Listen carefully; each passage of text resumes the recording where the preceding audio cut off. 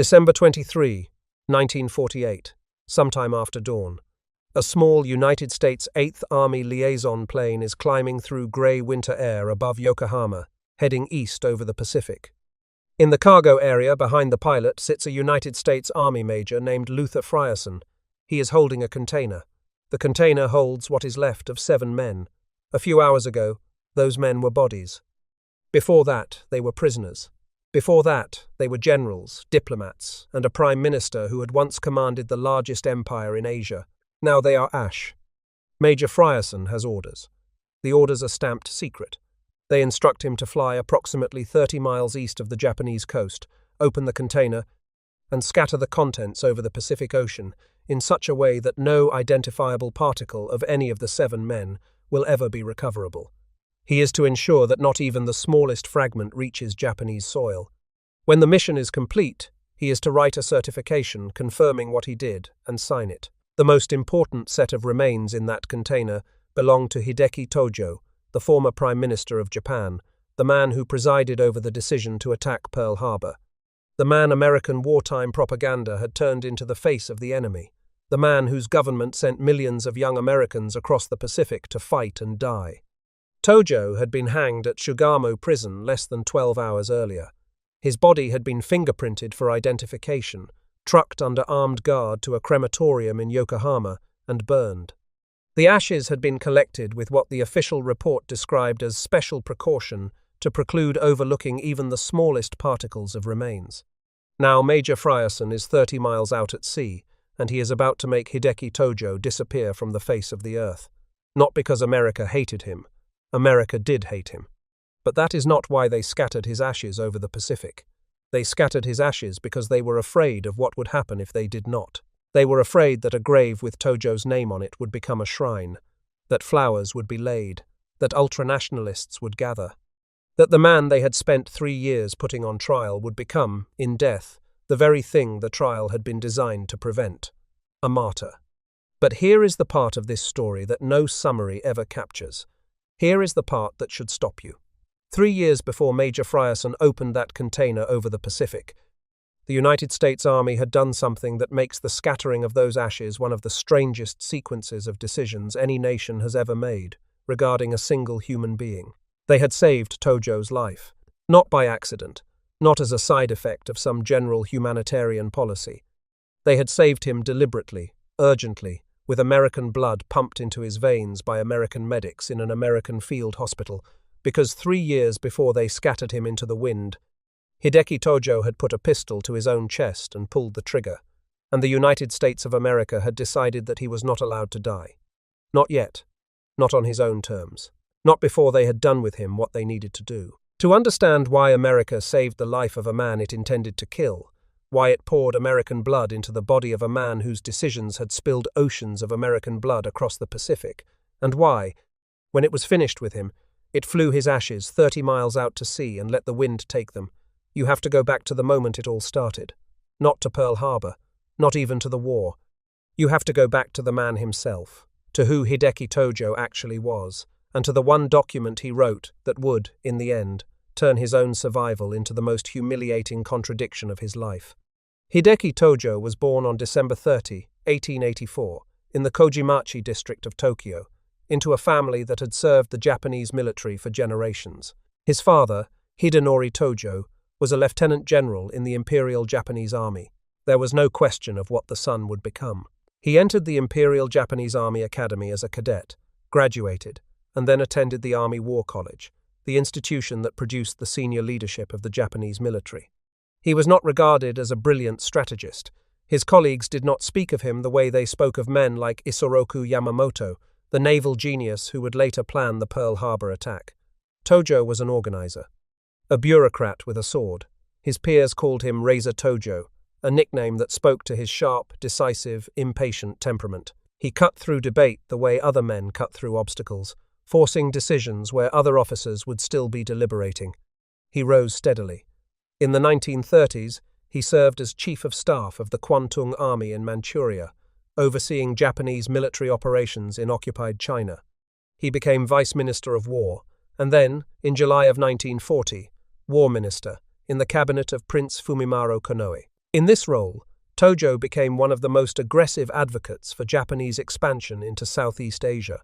He argued that Japan could not survive without access to the oil, rubber, and tin of the Dutch East Indies and British Malaya, and that American economic sanctions, particularly the oil embargo imposed in the summer of 1941, had left Japan with no choice but to fight. On October 18, 1941, Emperor Hirohito appointed Tojo as Prime Minister. He also retained the position of Army Minister, and he took on the Home Ministry as well. Over the following years, he would accumulate still more portfolios, adding Minister of Munitions in 1943 and Chief of the Army General Staff in February of 1944. No Japanese leader since the architects of the Meiji Restoration had concentrated so much power in a single pair of hands. 50 days after taking office, on December 7, 1941, the Japanese Navy and Air Forces struck the United States Pacific Fleet at Pearl Harbor. The decision to go to war had been approved at an imperial conference with Tojo presiding as Prime Minister. In America, Tojo became the face of the enemy overnight. His round glasses, his thin mustache, and his bald head appeared on propaganda posters from coast to coast. He was caricatured as a rat, a snake, a demon with fangs. His name became a curse word in American households. For millions of American families who were sending their sons and brothers across the Pacific to fight the war his government had started, Tojo was not a distant political figure. He was personal. He was the man who had done this to them. But there is something Tojo did in January of 1941, 10 months before Pearl Harbor, that is essential to understanding everything that would happen to him later. He issued a document to the Imperial Japanese Army called the Senjin-kun, the instructions for the battlefield. It was not a suggestion. It was not a philosophical text. It was a military order, distributed to every soldier in the Imperial Japanese Armed Forces, and its most famous passage said, in its essence, that a soldier must never live to bear the shame of being taken prisoner. Death was preferable to capture. Surrender was not merely discouraged, it was forbidden. A man who surrendered had disgraced not only himself but his family, his ancestors, his unit, and his emperor. The Senjin-kun shaped the conduct of the entire Pacific War. It was the reason Japanese garrisons on islands like Tarawa, Saipan, Iwo Jima, and Okinawa fought almost literally to the last man. It was the reason Japanese soldiers killed themselves with grenades rather than allow themselves to be captured by American Marines. It was the reason wounded Japanese troops sometimes attacked American medics who tried to treat them. It was the reason that out of the roughly 2 million Japanese soldiers who died in the war, only an estimated 35 to 50,000 were taken prisoner before the surrender. The ratio of killed to captured in the Japanese military was unlike anything seen in any Western army in the 20th century. Tojo wrote those words. He ordered their distribution. He expected every man under his command to live and die by them. Hundreds of thousands did, on islands and in jungles across the Pacific, in battles where the casualty ratio sometimes exceeded 95% of the defending garrison. The consequences of the Senjin-kun extended far beyond the battlefield.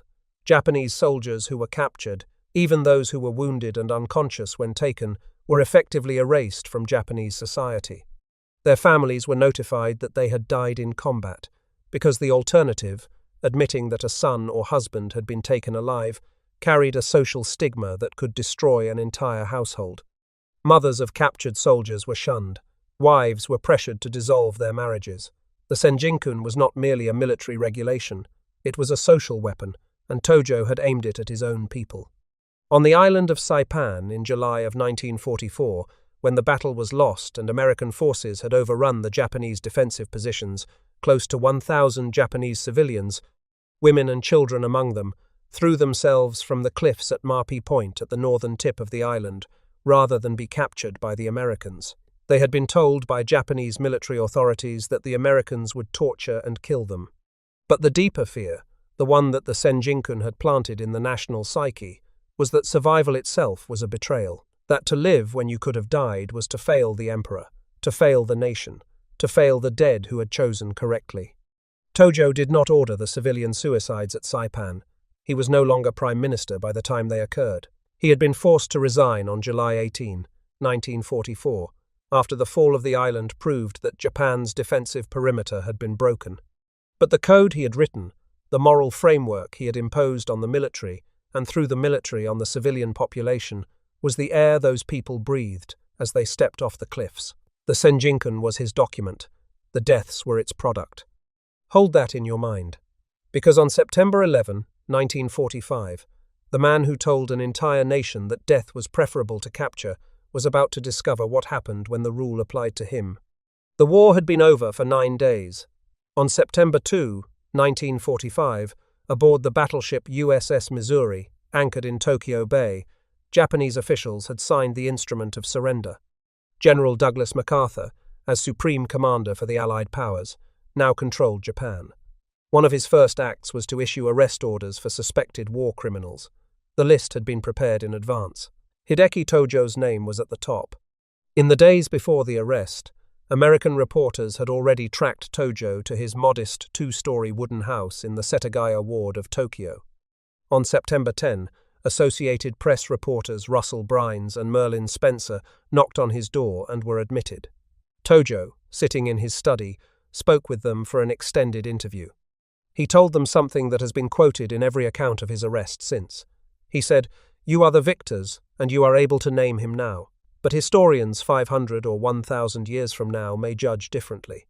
That evening, MacArthur gave the formal order to pick him up the next day. On the afternoon of September 11, 1945, at approximately 4 in the afternoon, a team from the 308th Counterintelligence Corps Detachment arrived at Tojo's house in Setagaya. The team was led by Major Paul Krause and a 25-year-old lieutenant named John J. Wilpers, Jr. Trailing behind them was a crowd of reporters and photographers that had been staking out the house for days, tipped off that the arrest was imminent. Among them were George Burns of Yank magazine, Clark Lee of the International News Service, and Charles Gorrie of the Associated Press. The front door was locked. Through the window, Tojo could be seen but refused to open it, saying he would not comply with an unofficial order. The scene was becoming a spectacle. Reporters jostled for position. Camera shutters clicked. Major Krause, increasingly frustrated, told his interpreter to tell Tojo to quit this damn fooling around and open the door. At 4:21 in the afternoon, the crowd outside heard a single gunshot from inside the house. Lieutenant Wilpers and Major Krause forced the doors open. Wilpers, armed with his own pistol, kicked in the barricaded door to Tojo's study. They found him slumped in a large chair, blood spreading rapidly across his white shirt. On the table beside him lay ceremonial swords, including a traditional tanto blade, and a bound copy of the Emperor's surrender rescript. Tojo had looked at the swords. He had not used them.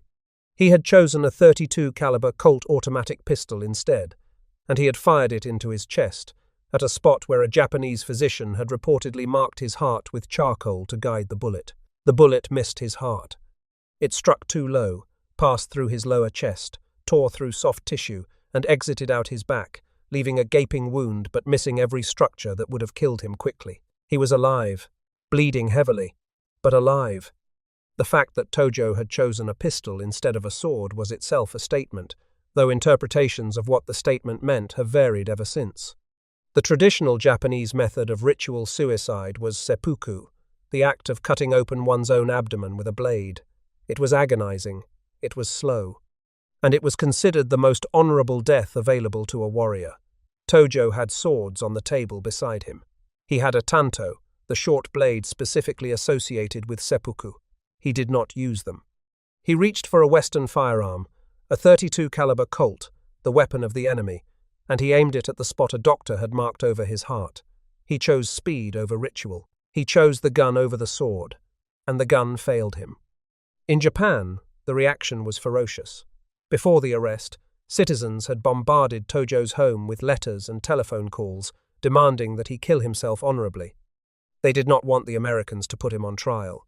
They wanted him to do what the Senjinkan required, what he had demanded of every soldier under his command. When news broke that he had attempted suicide and survived, the reaction among many Japanese was not sympathy. It was contempt. He had failed at the one thing he had told every soldier in the empire to succeed at.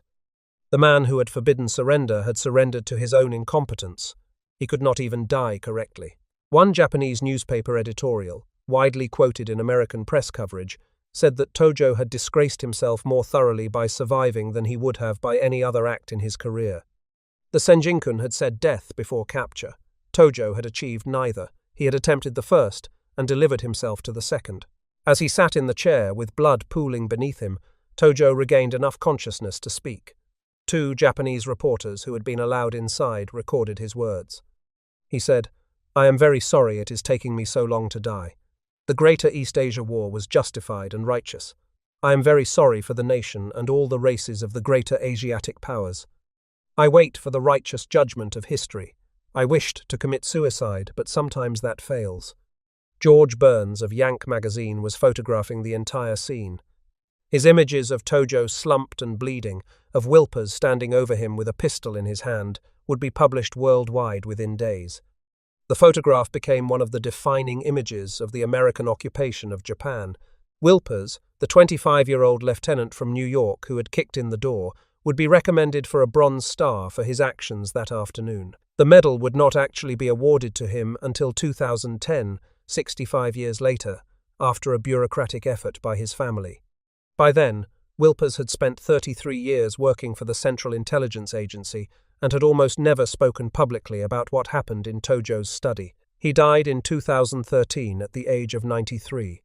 A Japanese physician named Dr. Tamemitsu Ebara arrived and performed basic first aid, applying pressure to the wound, but he refused to do more.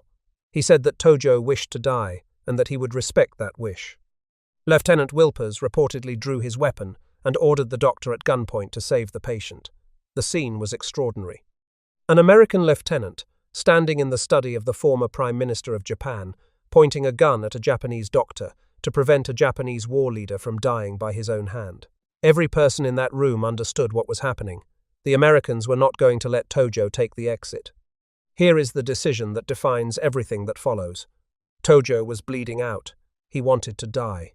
His own military code, the Senjinkun, the document he had personally written and distributed to millions of soldiers, demanded that he die rather than face the humiliation of capture. He had pulled the trigger. The Americans could have stood in the doorway and let nature take its course. It would have taken minutes. They did not.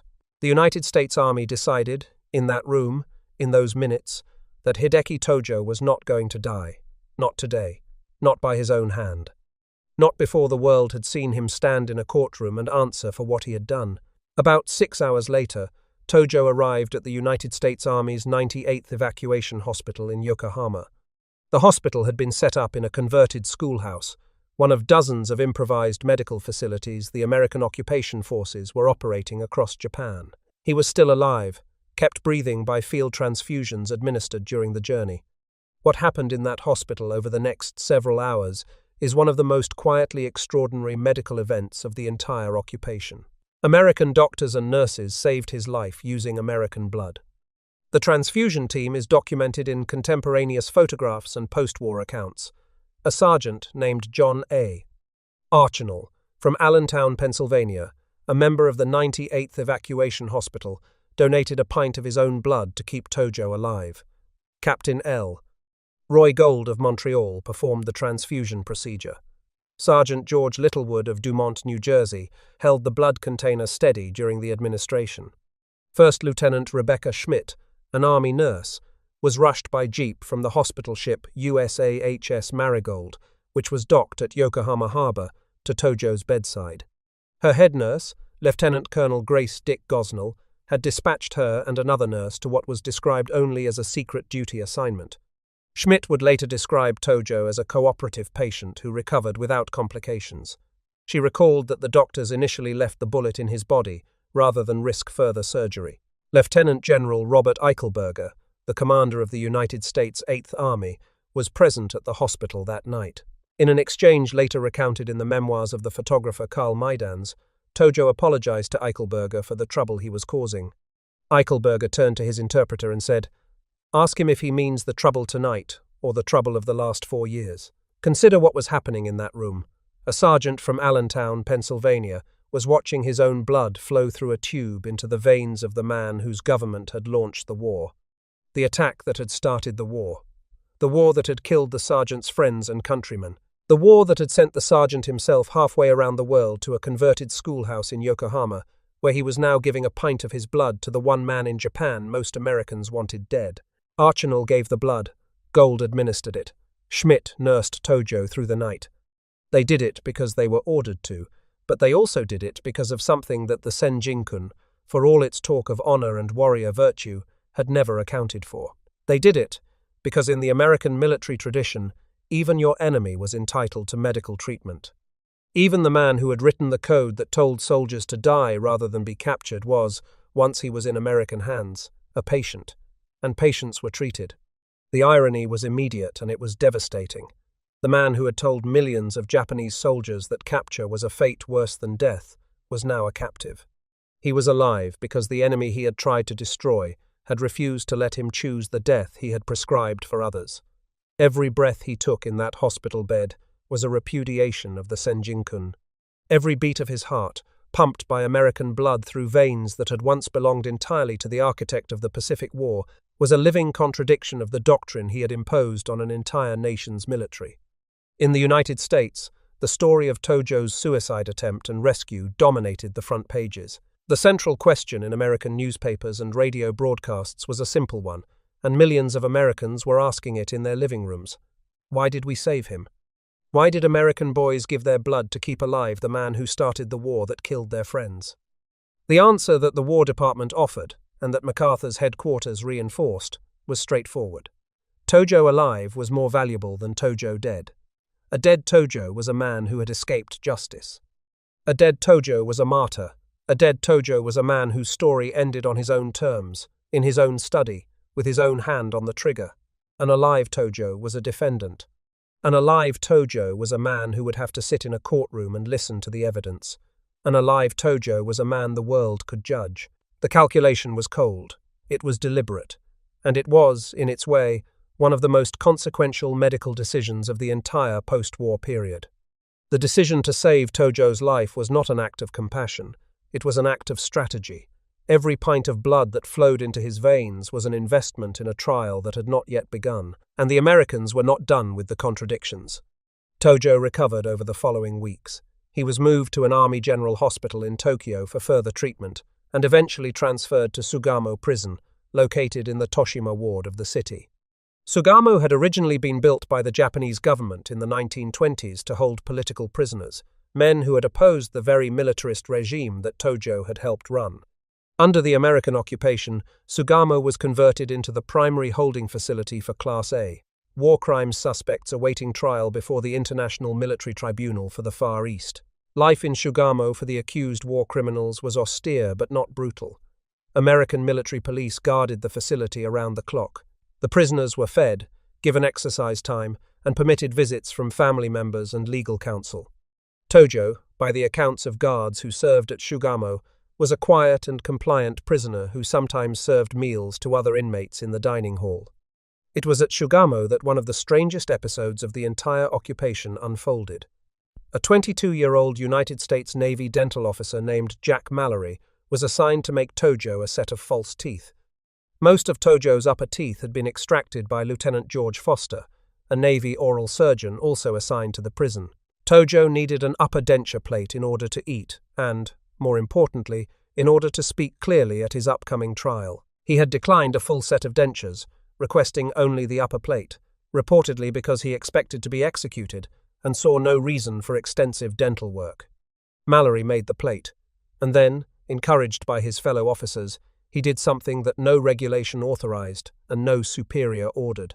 Mallory was an amateur ham radio operator. He was fluent in Morse code. Using a dental drill, he inscribed the phrase, "Remember Pearl Harbor," into the inner surface of Tojo's upper denture plate, rendered entirely in Morse code, a pattern of dots and dashes that would be invisible to anyone who did not know to look for them. Tojo wore those dentures for months. He wore them during pre-trial hearings. He wore them while conferring with his defense counsel. He wore them while testifying in his own defense before judges from 11 nations. He wore them while insisting that the war had been an act of Japanese self-defense. The words, "Remember Pearl Harbor," sat inside his mouth every time he spoke. The secret held for months, until one of Mallory's colleagues wrote a letter home to his family in Texas. The family told a relative who worked at a local radio station. The story went on the air and spread worldwide within days. A furious colonel summoned Mallory and Foster. The night before their scheduled questioning, around February 14, 1947, the two officers drove to Sugamo Prison, woke Tojo under the pretext of an emergency dental issue, and ground the Morse code inscription off the plate with a dental burr. They then denied any knowledge of the message. Neither officer was formally court-martialed, though Mallory was stripped of a recent commendation. Tojo later told his guards that his dentures felt different and fit more loosely, but he never connected the change to the international news reports about the inscription. The dentures were petty. They were a prank played on a prisoner by men who hated what the prisoner represented. But they were also, in a way that nobody intended, a small window into the larger truth of what America was doing with Tojo. At every level of his captivity, from the blood transfusion to the dentures to the trial itself, the Americans were using him, not just as a defendant, not just as a legal subject. They were using him as a vessel, a container for an entire nation's guilt. The International Military Tribunal for the Far East opened on May 3, 1946, in the former War Ministry building in Ichigaya, central Tokyo. The choice of building was not accidental. This was the army headquarters where Tojo had maintained his office during the war. The building where he had helped plan the conquest of Southeast Asia was now the building where he would be judged for it. The deliberate symbolism was unmistakable. 11 Allied nations provided judges for the tribunal. The president was Sir William Webb of Australia. The chief prosecutor, appointed personally by President Truman, was an American attorney named Joseph B. Keenan. 28 defendants were charged with crimes against peace, conventional war crimes, and crimes against humanity.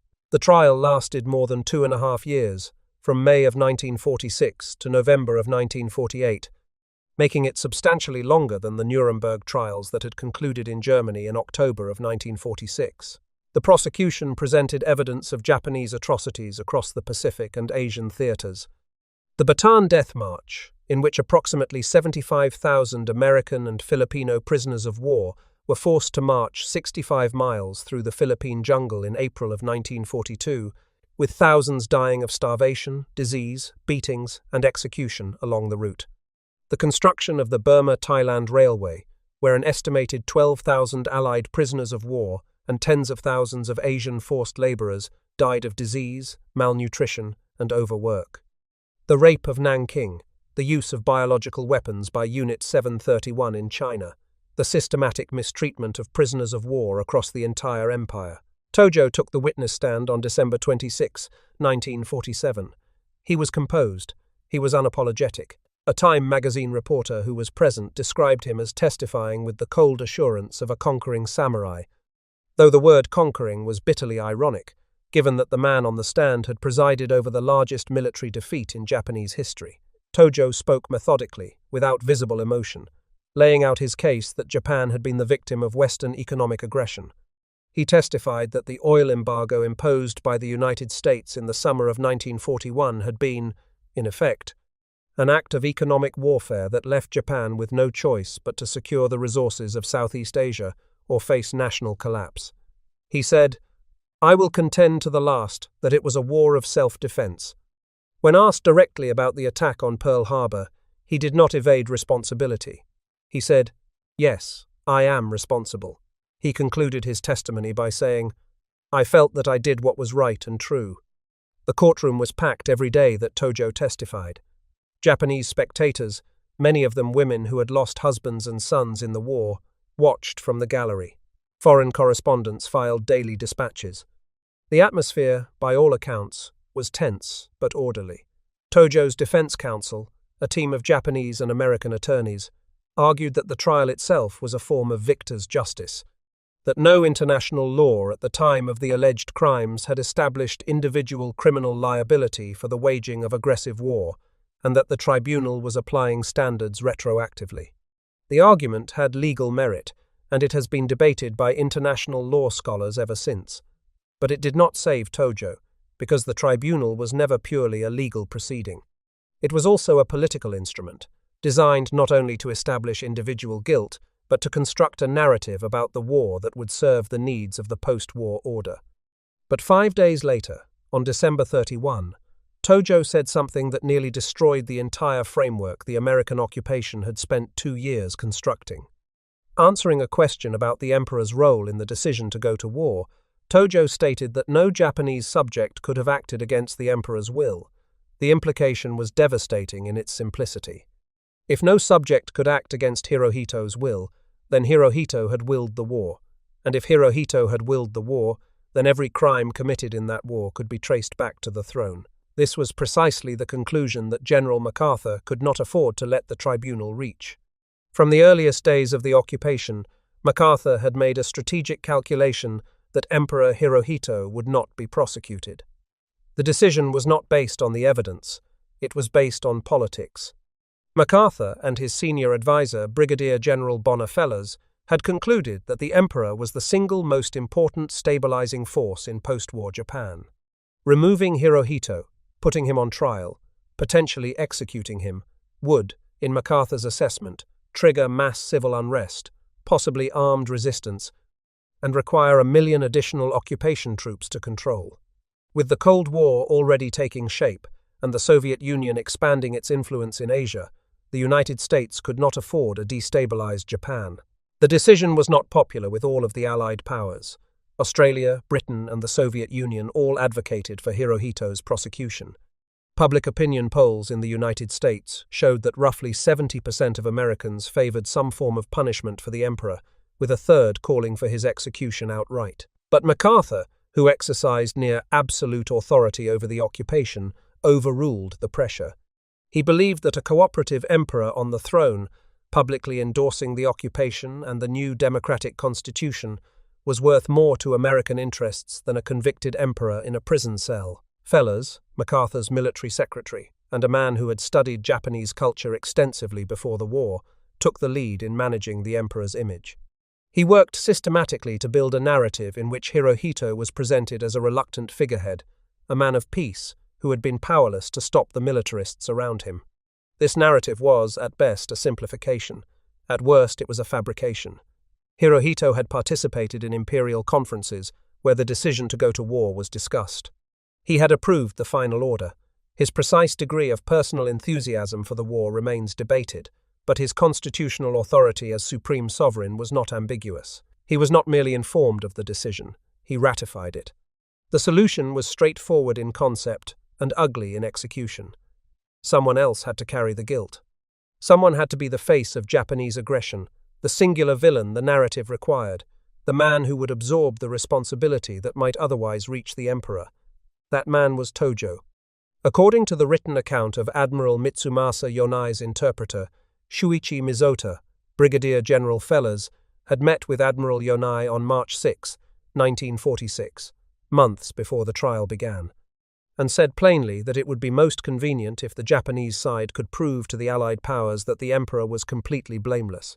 The forthcoming trials, Fellers said, offered the best opportunity to establish this. Tojo, in particular, should be made to bear all responsibility. When Tojo's testimony on December 31 threatened to collapse this arrangement, the prosecution moved through back channels. A former Japanese general named Ryukichi Tanaka, who had cultivated a relationship with Chief Prosecutor Keenan, was sent to Tojo. Through Tanaka, Tojo was quietly persuaded to revise his testimony. He was coached to clarify that the emperor had merely ratified decisions already made by the cabinet, and the military leadership that Hirohito had been a figurehead who desired peace, and that the responsibility for the war rested with the men around the emperor, not with the emperor himself. Tojo complied. He amended his testimony. He took the weight. And here is the part that makes this story more complicated than any simple narrative of victim and villain can contain.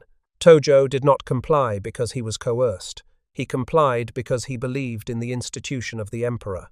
He was, in the end, loyal to the throne in a way that was entirely consistent with everything he had done during the war. He had started the war in the emperor's name. He would take the blame in the emperor's name. The logic was seamless, even if the justice was not. Historians Herbert Bix and John Dower have both argued that this episode laid bare the central compromise at the heart of the Tokyo Tribunal. The trial was real, the crimes were real, the evidence was real. But the narrative the trial constructed about where ultimate authority lay was, at its foundation, a negotiated fiction designed to serve the political interests of the American occupation. Hirohito was not merely spared, he was reimagined as a man of peace. Tojo was not merely convicted, he was made to carry the guilt of an entire system. On November 12, 1948, the tribunal delivered its judgment. All remaining defendants were convicted. Of the original 28, 2 had died of natural causes during the trial, and 1, Shumei Okawa, had been declared mentally unfit to stand trial after a bizarre incident in which he struck Tojo on the head during the opening session. Of the 25 convicted, 16 received sentences of life imprisonment, 2 received shorter prison terms, and 7 were sentenced to death by hanging. The 7 condemned were Tojo, Kenji Doihara, Heitaro Kimura, Iwane Matsui, Akira Muto, Koki Hirota, and Seishiro Itagaki. MacArthur, who had the power to review and commute the sentences, declined to do so. He issued a public statement calling the duty utterly repugnant, but adding that he could conceive of no judicial process where greater safeguard was made to evolve justice. The United States Supreme Court declined to review the convictions, ruling that it had no jurisdiction over an international military tribunal. The executions were scheduled for December 23, 1948. The date fell on Crown Prince Akihito's 15th birthday. Whether this timing was coincidental or deliberate has never been conclusively established, but it was noted by Japanese observers at the time and has been debated by historians since. In their final hours, each of the 7 condemned was permitted time with the Buddhist priest Shinsho Hanayama, who had served as their spiritual counselor throughout the long trial. Final Buddhist rites were performed in an improvised chapel inside Sugamo Prison. Tojo handed the priest his glasses and his false teeth and asked that they be given to his wife. He composed a farewell poem in the traditional Japanese form, as custom demanded of a man facing death. The contents of the poem have been preserved in Hanayama's post-war account. Shortly after midnight, the 7 men were escorted to the gallows inside the prison compound. They wore United States Army work clothes, khaki uniforms stripped of all insignia, the clothes of an army that was not theirs.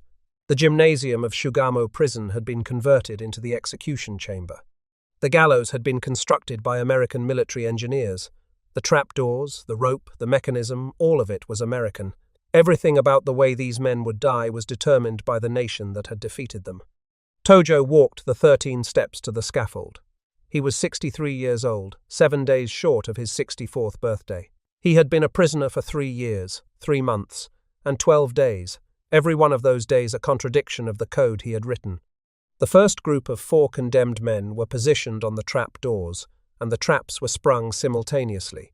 The remaining 3 followed. The process was clinical. There were no speeches from the scaffold. No final acts of defiance. The men died in American clothes, on American gallows, under American authority, in a prison that their own government had built. The executions were witnessed by members of the Allied Council for Japan, including William J. Sebald representing the United States, General Shang Chen for China, Patrick Shaw for the British Commonwealth, and Lieutenant General Kuzma Derevyanko for the Soviet Union. Military doctors confirmed each death. Outside Sugamo Prison, a small group of Japanese citizens had gathered in the cold December darkness. Some of them were praying, some were silent. The prison walls prevented them from seeing or hearing anything. They knew only that sometime during the night, the men inside would be dead. The bodies were placed in caskets, and then the final phase of the operation began, the phase that would remain classified for over 70 years. At 2:10 in the morning, the caskets were fingerprinted one last time for identity verification. They were loaded onto a 2.5-ton army truck. A motorcade of armed soldiers, truckloads of them, formed a cordon around the vehicle. The convoy drove through the darkened streets of occupied Tokyo toward Yokohama, arriving at a United States military graves registration point roughly an hour and a half later for a final administrative check. After clearance, the truck proceeded to a crematorium in Yokohama. The caskets were placed directly into the cremation ovens. The process was conducted under heavy security. Armed guards ringed the crematorium. No Japanese civilians were allowed anywhere near the facility.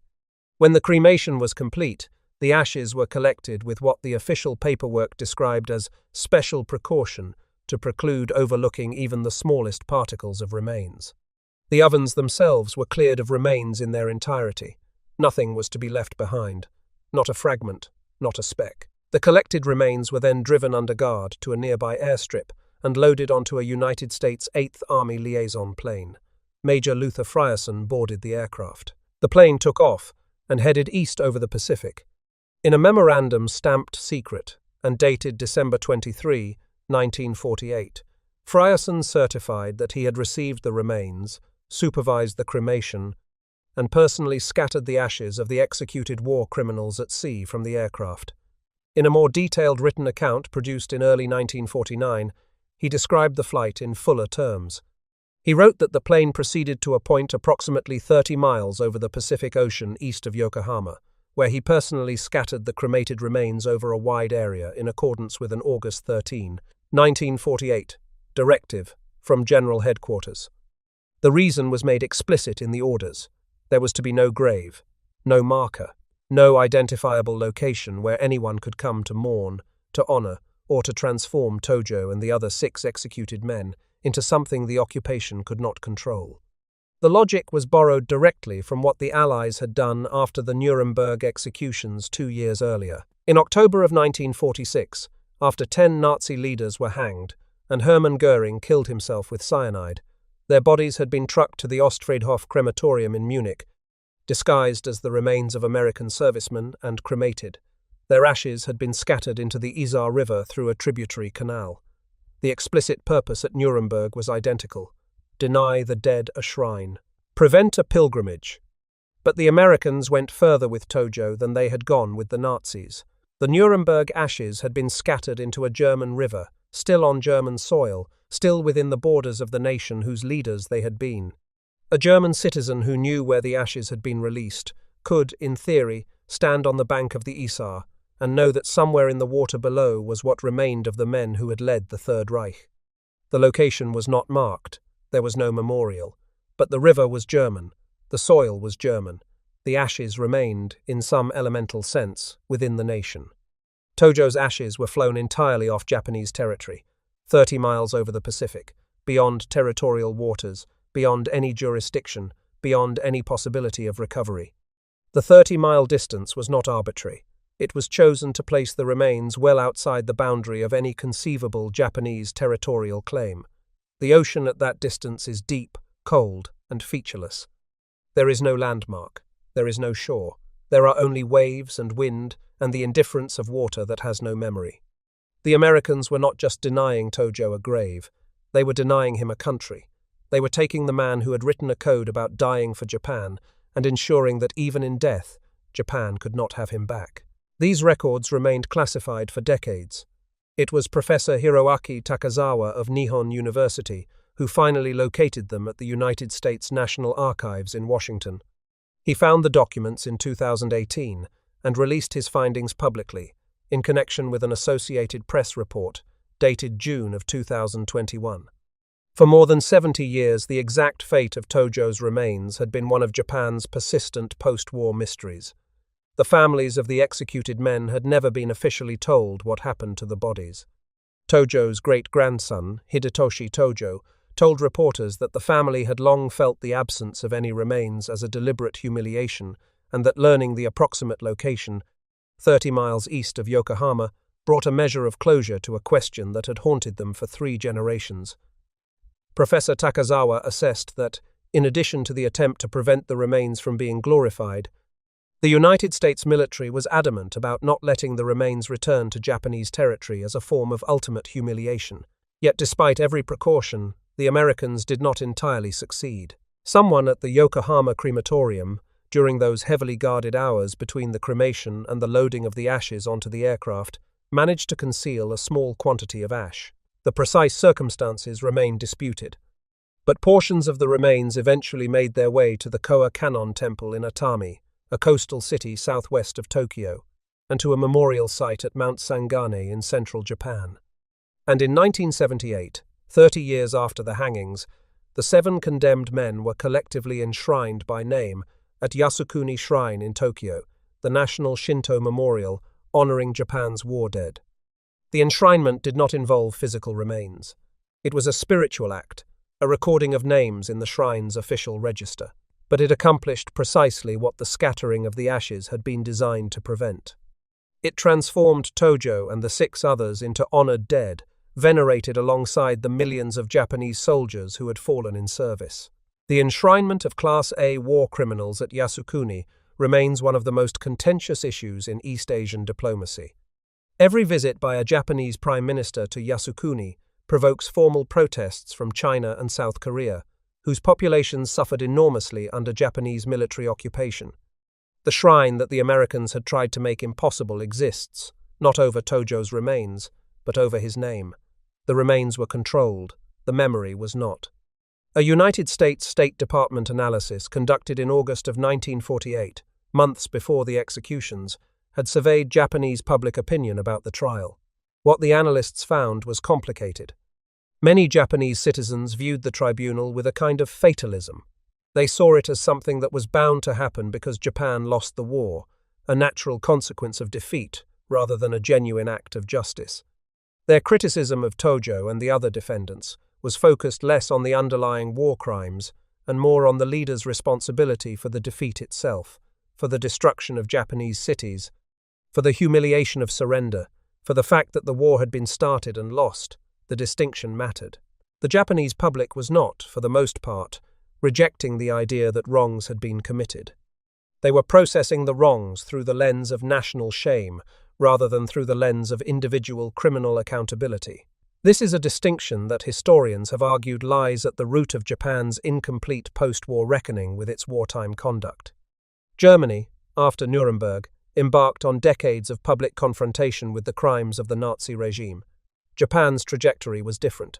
The decision to shield Hirohito, the construction of a narrative that placed guilt on the military leadership while preserving the institution of the emperor, created a framework in which the nation's wartime actions could be acknowledged in the abstract without being fully confronted in the specific. Tojo was hanged. The emperor visited Disneyland. The contradiction was never resolved.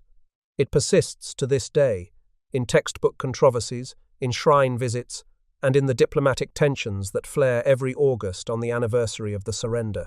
So here is the full shape of what America did with Hideki Tojo. They saved him.